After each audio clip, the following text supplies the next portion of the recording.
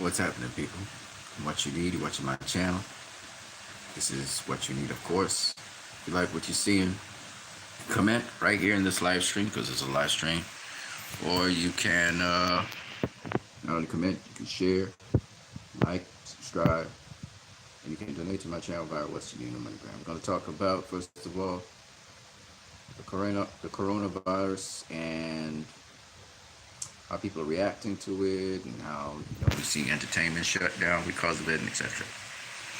So let's start off with several of the viruses that were in the world within the last 2-3 years. Okay, we know about the Ebola.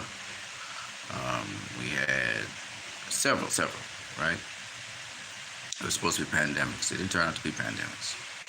Corona is just one of many viruses that are actually spreading around the world and trying to be contained. So the overreaction by people to this virus, and nobody really knows what the virus actually does to you. Nobody really knows the signs and symptoms people give off. It kind of bothers me a bit because a lot of you guys are overreacting, and especially the sporting events are overreacting to this, I believe. Nonetheless, it is what it is, the situation we're dealing with in boxing today. Now, with respect to boxing, I was going to talk about boxing separate to the virus. I want to talk about that because I see in America especially, they're shutting down almost all sporting events and trying to contain people, which doesn't make sense. And the virus is spread by a minority of people. In fact, it's less than the Ebola outbreak.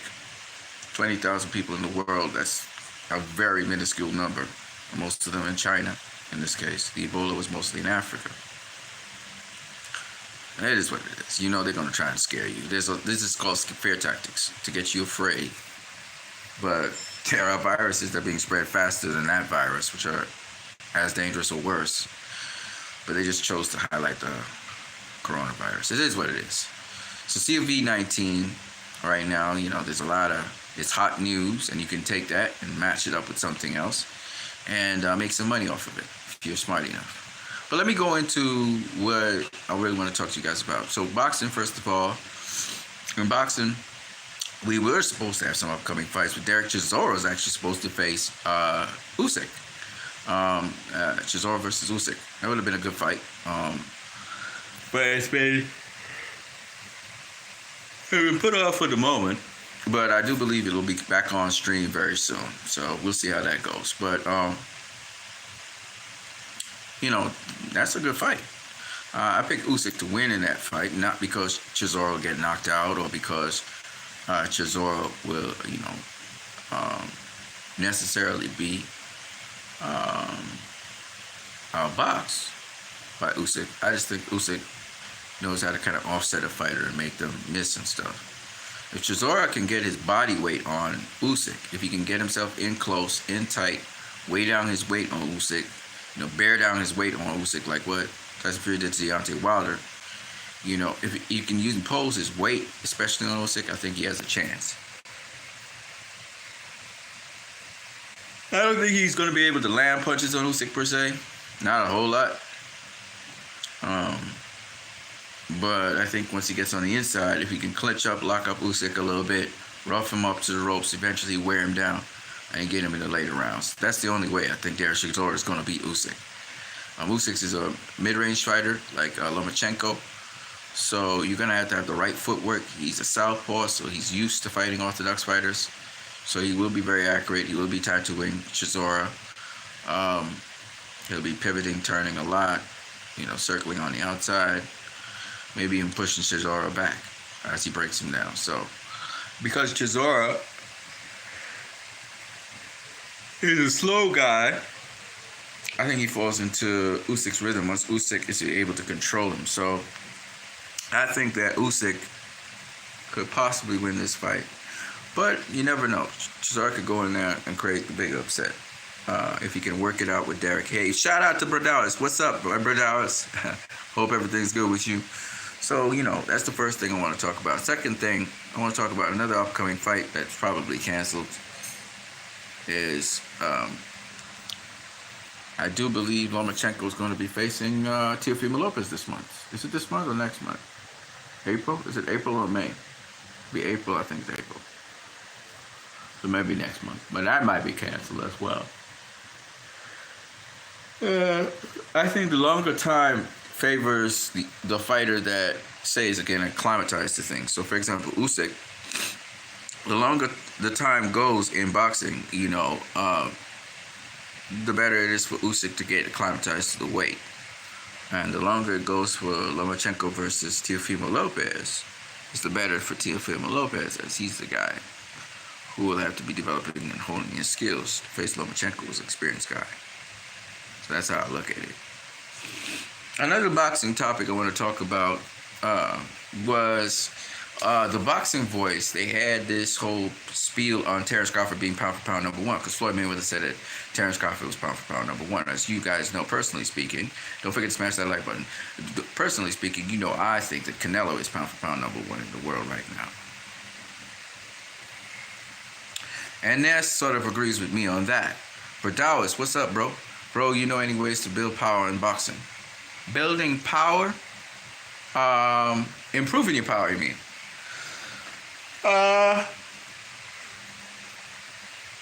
So it's how you turn over a punch. Okay, so I think the best person to really talk to is Coach Eric Bradley. But you're not just going to try and do it textbook style. So I'm going to try and demonstrate. I'm not very good at it, but I'm going to show you what I'm talking about.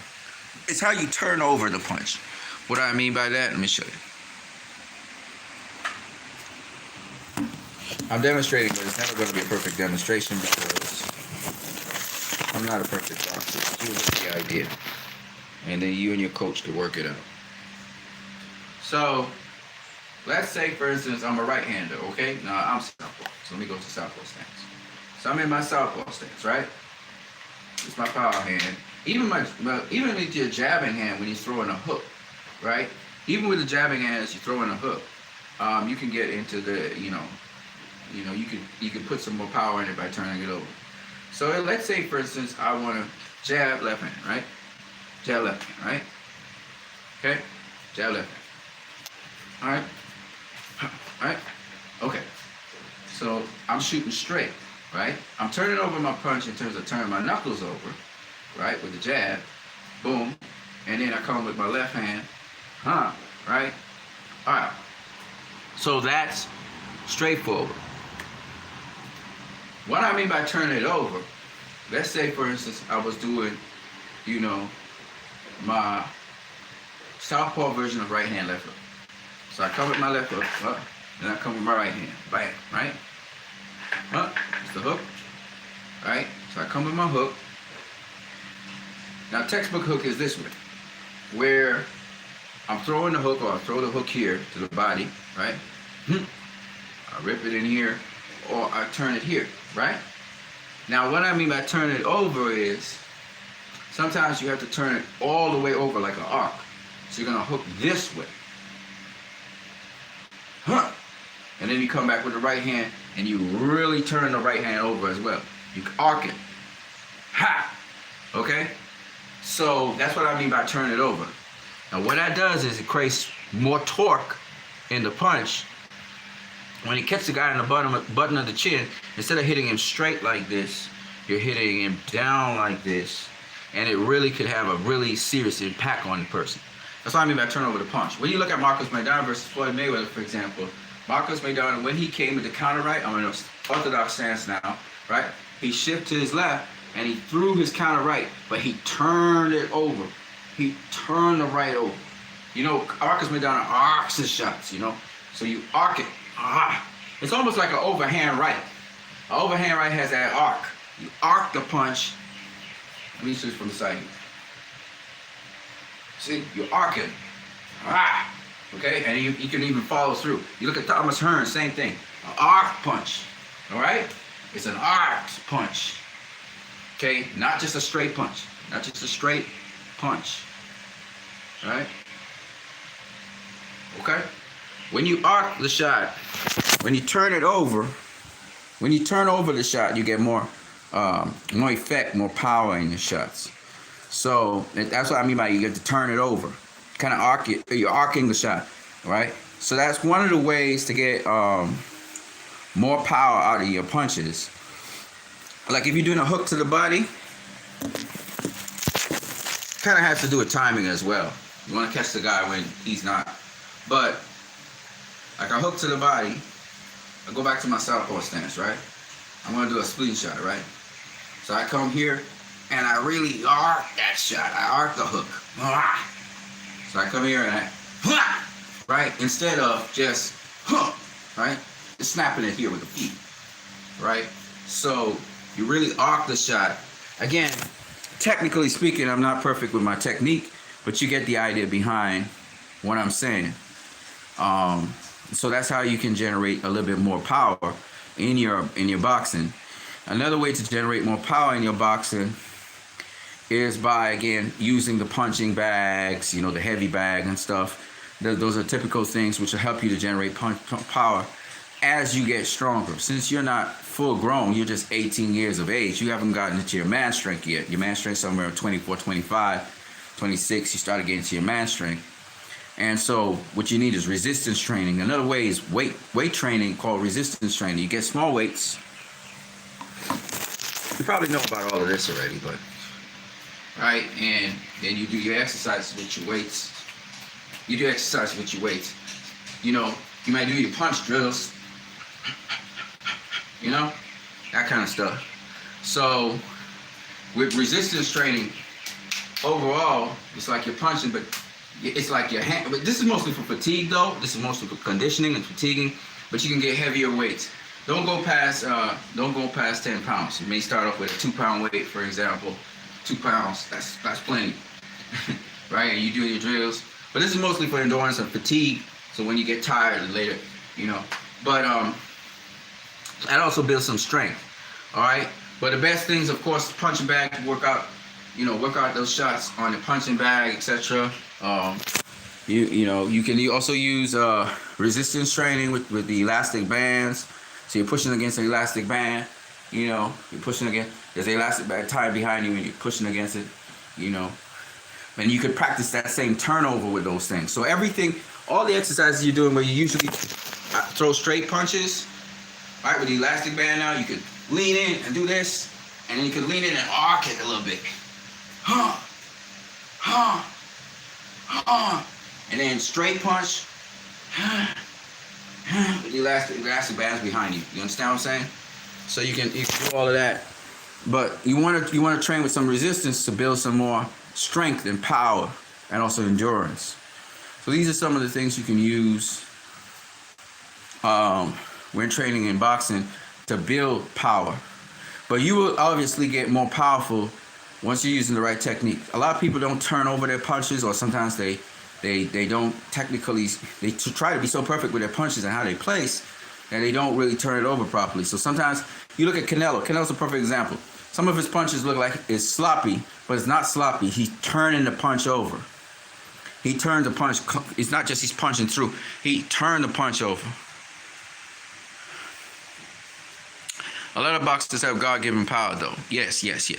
So there are a lot of boxers who have bone density, you know, just the way how the lever moves in their body is such that they can knock out people, or they just have hard thudding hands. They hit you with their hands heavy and solid, like a block, like a cement block. So just what it is, right? Some people born with that. But you can generate more punching power, absolutely. You can become a knockout artist as well. And another thing that people don't realize is a knockout artist, why they call it a knockout artist, because they can set up the knockout. So they're able to set up opponents to get knocked out, right? So it's not so much about necessarily how powerful you punch. It's the placement of the punches, it's the timing of your punches.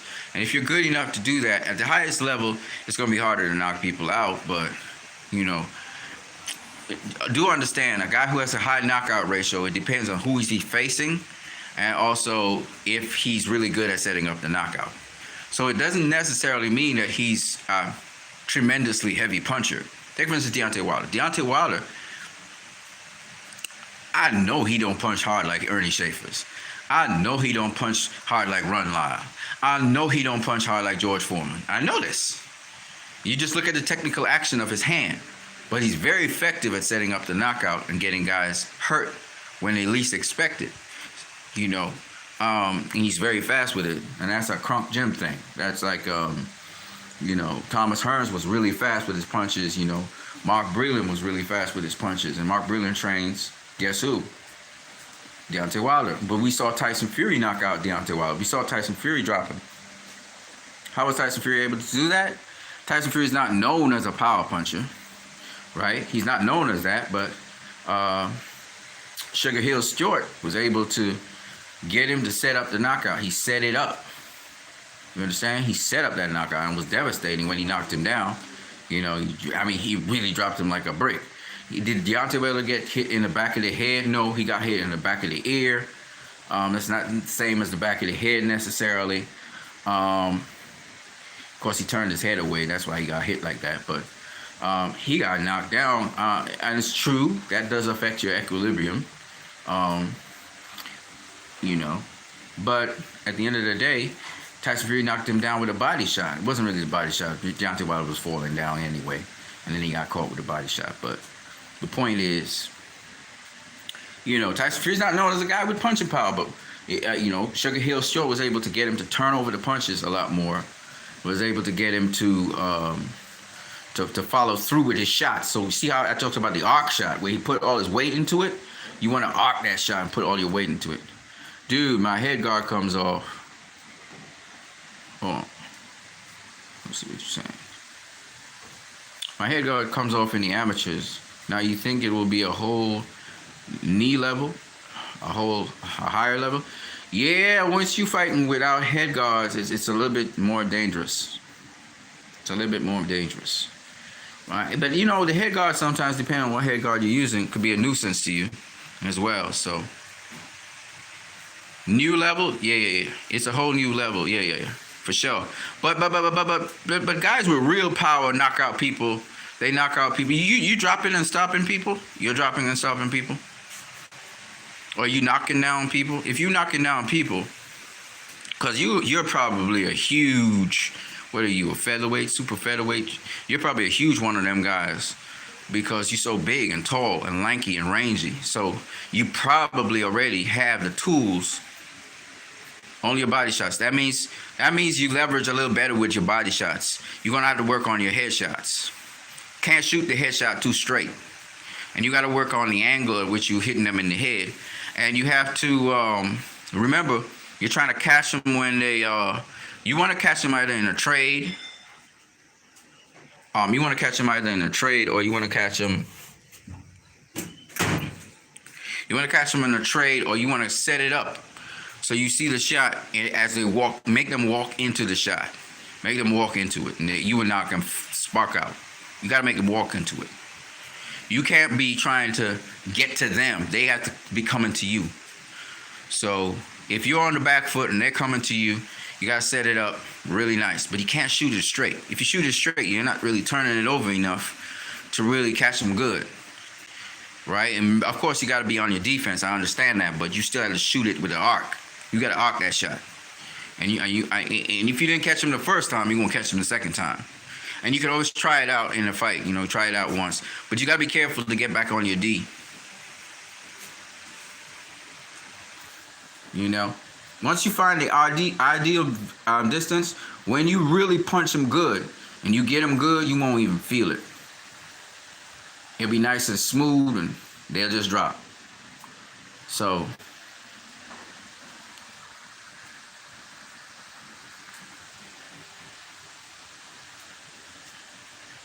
yeah. Back to what I was saying. So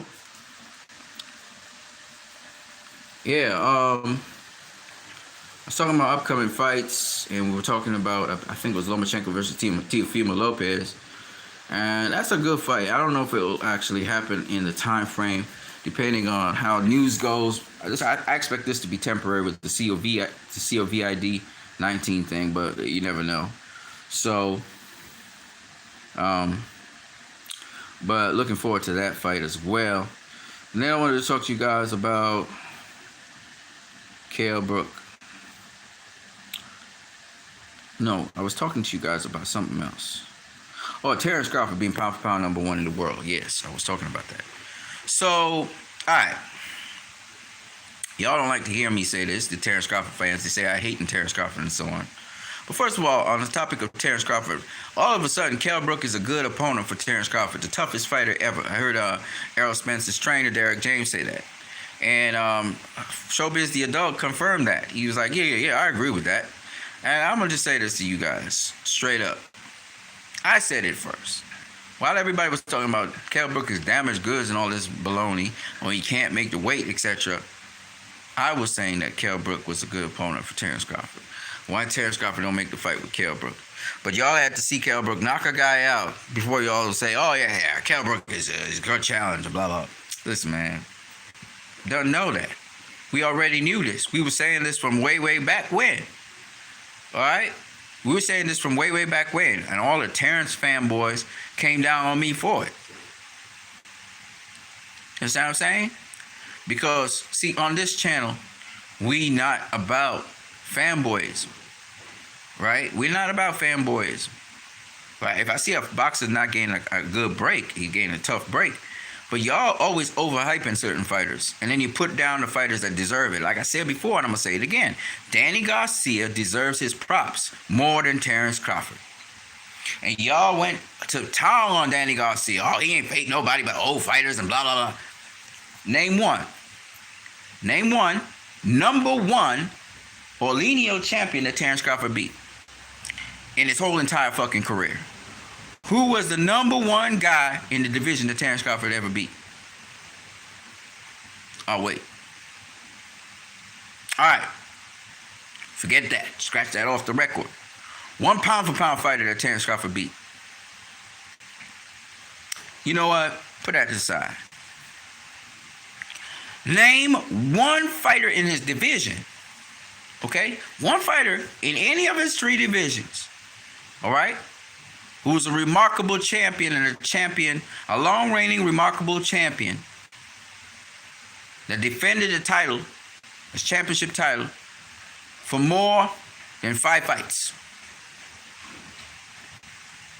Anyway, name it. In his division.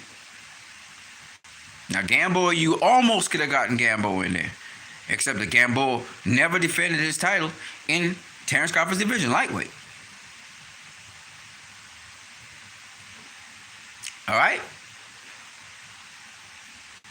Okay. One more.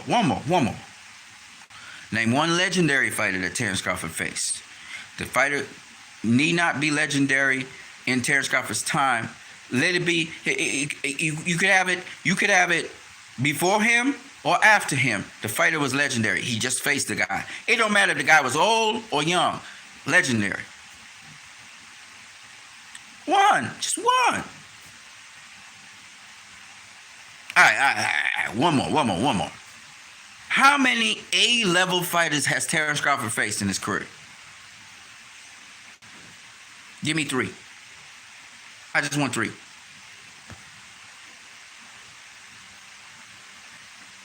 All right. So we're done with that.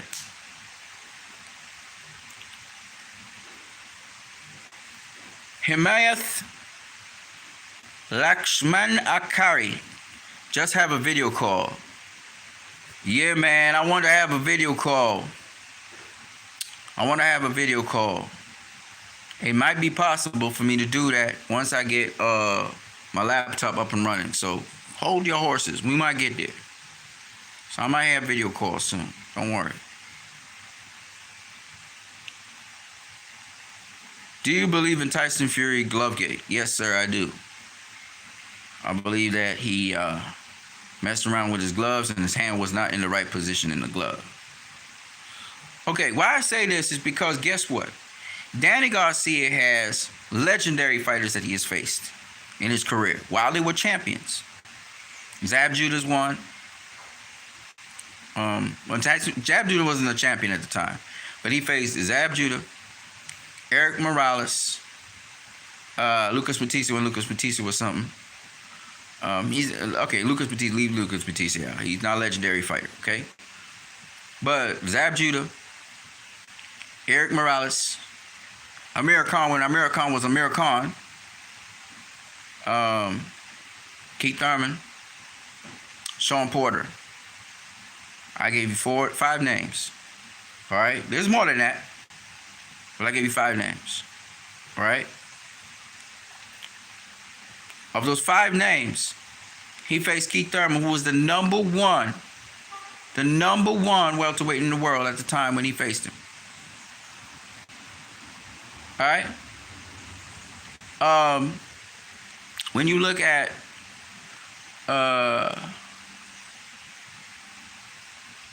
Canelo Alvarez,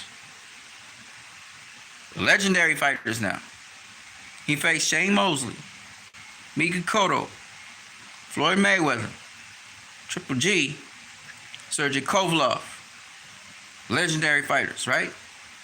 These guys have been on the pound-for-pound list and all of that stuff. Okay? He faced the number one welterweight in the world in Floyd Mayweather. He faced the number one middleweight in the world in Mika Cotto. He faced the number one middleweight in the world again in Gennady Golovkin, and the number one light heavyweight in the world in Sergey Kovalev. Let's not forget, he also faced Erislandy Lara, Danny Jacobs, okay? So, that's Canelo. Manny Pacquiao, we don't need to talk about Manny Pacquiao. He's a legend of himself. We know who he faced. Pound for pound fighters. Canelo. Well, we'll forget about Pacquiao. Pacquiao faced a lot of pound for pound. Canelo faced pound for pound fighters. Triple G. Floyd Mayweather. Okay? Sergey Kovalev. All right? Those are pound for pound fighters when he faced them. Well, Kovalev was on the pound for pound list. Not at the time Canelo faced him. Also, Shane Mosley was a number one pound for pound fighter as well. My point being, everybody wants to crown Terence Crawford pound for pound number one in the world, including Floyd Mayweather. But what has he shown us? Even Floyd Mayweather, when he became pound for pound number one fighter in the world, faced number one fighter in the world in Jose Luis Castillo, number one fighter in the world in Gennaro Hernandez, number one in their division, that is. And again, number one fighter in the world in Diego Corrales. He faced 3 number one fighters in the world, of which 2 were lineal champions. All right, this is in his run. Right after he faced the Arturo Gatti, that's when he became pound for pound number one in the world. Okay? Arturo Gatti, legendary fighter. Gennaro Hernandez, legendary fighter. Diego Corrales, legendary fighter. Jose Luis Castillo, legendary fighters. Floyd did this going up in weight. Okay?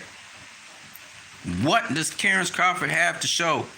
The only tremendous accomplishment he has to show is that he became undisputed and that he was champion in 3 divisions. Those are great accomplishments, but you ain't facing A-level fighters, so what does it mean? So when Derek James says that, Kell Brook will be Terence Crawford's greatest challenge to date if he takes that fight, he's absolutely 100% correct. Kell Brook is a grade A fighter. He was once the number one welterweight in the world. When he faced Errol Spence, he was the number one welterweight in the world. He gave Errol Spence all he could handle till Errol Spence broke his eye. Started breaking him down, though. But the point is, when you look at Kell Brook, he ain't no slouch. He ain't no pushover. He faced Triple G. You know what I'm saying? Well, everybody said, well, Amir Khan faced Canelo. Yeah, but Amir Khan got put to sleep. Okay, Kell Brook didn't get put to sleep. He got his eye socket broken because he was a smaller guy. He could have still fight. He didn't get put to sleep. Even in the Errol Spence fight, when Errol Spence broke his next eye opener, he didn't get put to sleep. Right? He had to stop because of his eye. You know what I mean?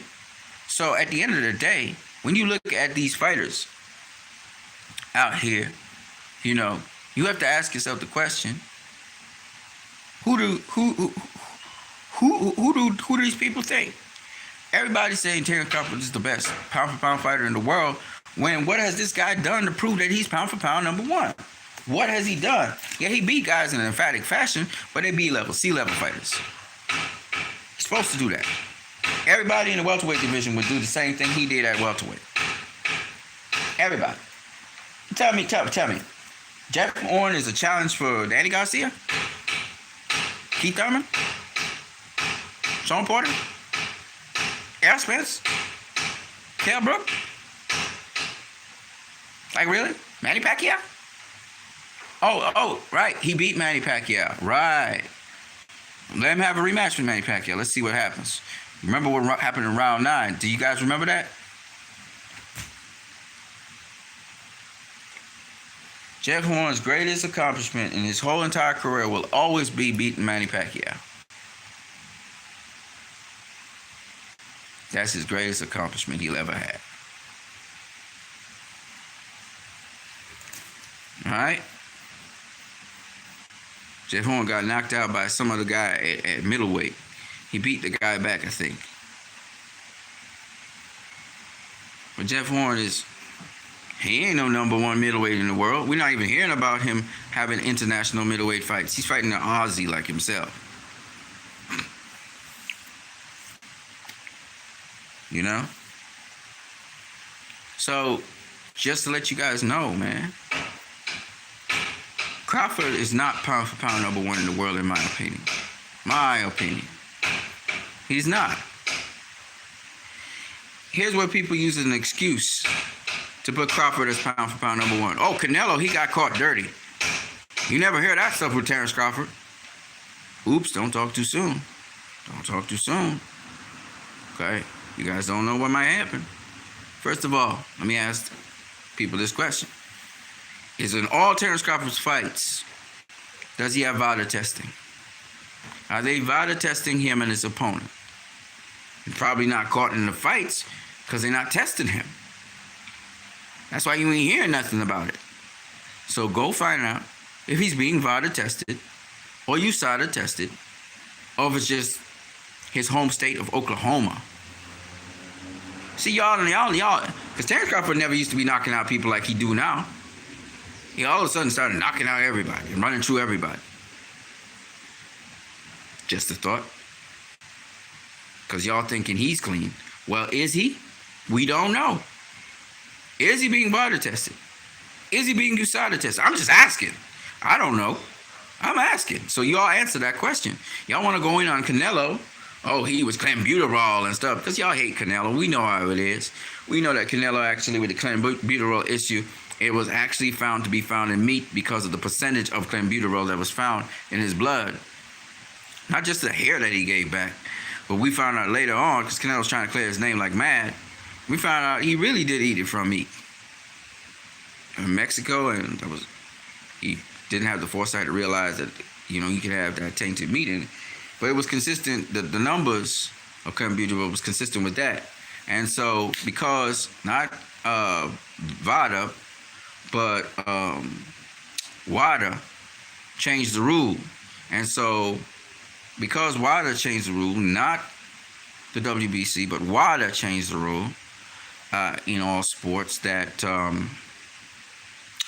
certain countries have tainted meat, so that once the numbers of clenbuterol are below, I think it is 0.1 of what it's supposed to be, whatever that number is, the figure, arbitrary unit, whatever, then it has to be attributed to something that is ingested.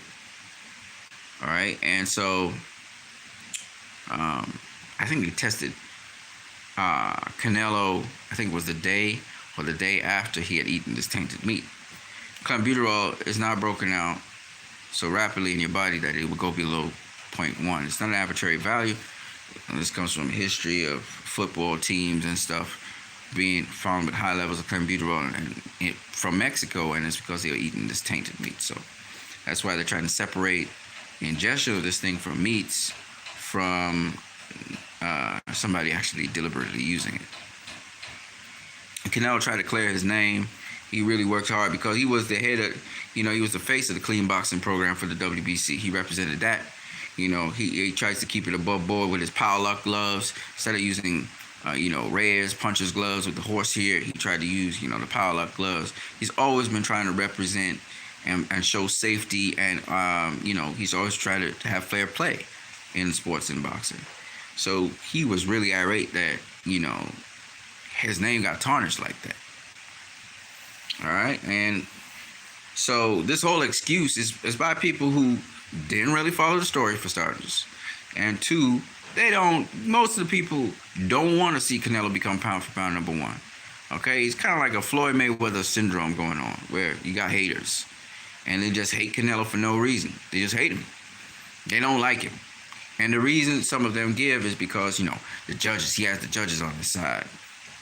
I mean, I hear them, but honestly speaking, a lot of the fights he won, he really did win it outright. And some of them fights that people said was close, wasn't close, in my opinion. Were the judges scoring some fights too wide and outlandish? Yes, absolutely. But it is what it is. My thing is, as Ness was saying, people talking about, Crawford don't have no controversial fights. That's because he's not fighting top-tier guys. He's not fighting top-tier guys. You go and you fight, what's the last guy he faced that dropped him? Whatever his name is. Green Machine? What is it? Mean Machine. There you go. Mean Machine. All right? Mean Machine dropped Terence Crawford. They're trying to make that a comparison with Floyd Mayweather being dropped by Zab Judah. Listen, man. Zab Judah is a legend, first of all. He ain't no whatever the guy's name is, right? He's not him, okay? He a legend, first of all. He was the undisputed welterweight champion of the world. You can't compare Zab Judah to nobody that dropped Terence Crawford. Ain't no pound per pound fighter supposed to be dropped by nobody. You just get dropped by nobody. It's called an upset. All right? And Terence Crawford literally got dropped by, I think it's Gavaliauskas, I think it's the guy's name. And I mean, Gavaliauskas was catching him like nothing and was doing a great job. But I'm just saying, Zab Judah, on the other hand, come on now. I mean, legendary Zab Judah? Yeah, y'all serious? Going to go into the Boxing Hall of Fame, Zab Judah? That's Zab Judah? Who had sharper, was faster than Floyd, southpaw, great skills, maybe as skilled as Floyd. Are you going to compare Zab Judah to Cavalli? Come on, man. Like sometimes, man, some of you guys just, with Floyd, don't mention Floyd in the same sentence with Terence Crawford. Don't mention it. But Floyd was the one that said Terence Crawford pound for pound number one. He could say whatever he wants. Terence Crawford don't belong in the same sentence with Floyd with that statement about getting dropped by Gavaliauskas. And he got dropped by Gavaliauskas. All right? He got dropped. You can look at his slow motion replay. You can do whatever you want. He got dropped. So if he got dropped by Gavaliauskas, a nobody, all right, and that's a nobody in boxing, okay? That's not somebody who did anything in boxing so far that we need to make note of. Okay? You're going to compare him getting dropped by Gavaliauskas to Floyd getting dropped by legend Zab Judah. Super Judah, they know that. All right? 4-time, 2-divisional world champion. You're going to compare him to Gavaliauskas. Come on, man. Don't do that. I understand what you're trying to say. They didn't count the knockdown. I get that. But don't do that, though. Don't do that. Don't mention him and Floyd in the same sentence. Floyd's opposition was by far higher than Terence Crawford. Floyd ain't fighting no B-level guys. Zab Judah was an A-level guy. Carlos Baldomir was probably B. Awkward as hell, but B. But then we had Oscar De La Hoya, A-level guy. Ricky Hatton, A-level guy. Need I go on? Juan Manuel Marquez, A-level guy. All right, Floyd fought how many lineal champions? A number of lineal champions he fought. He himself being a lineal champion 4 times. Don't do that, man. Just don't do that. Okay? Just don't do it.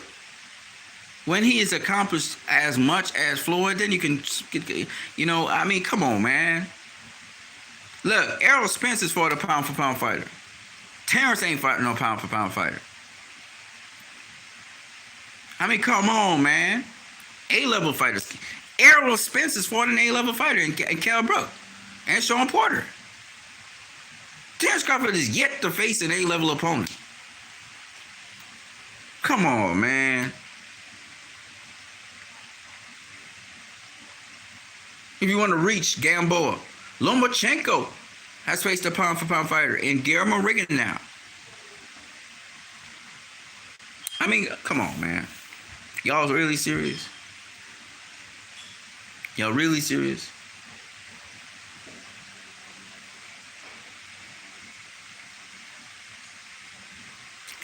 So, I don't have Terence Crawford as pound-for-pound number one. I don't see him as pound for pound number one. He ain't done nothing to become pound for pound number one, as far as I'm concerned. You know, and the hypocrisy behind this thing.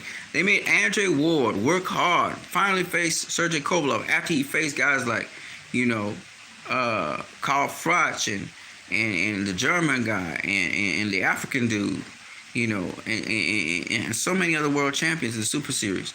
He faced so many good fighters. And after all of that, he had to face Sergey Kovalev and convincingly beat him in the second fight to become pound for pound number one. But Terence Crawford just gets it. Like, I don't understand that. All he doing fighting in Nebraska? Like, really? Come on, people. Come on. You need to grow up, man. I'm what you need. You're watching my channel.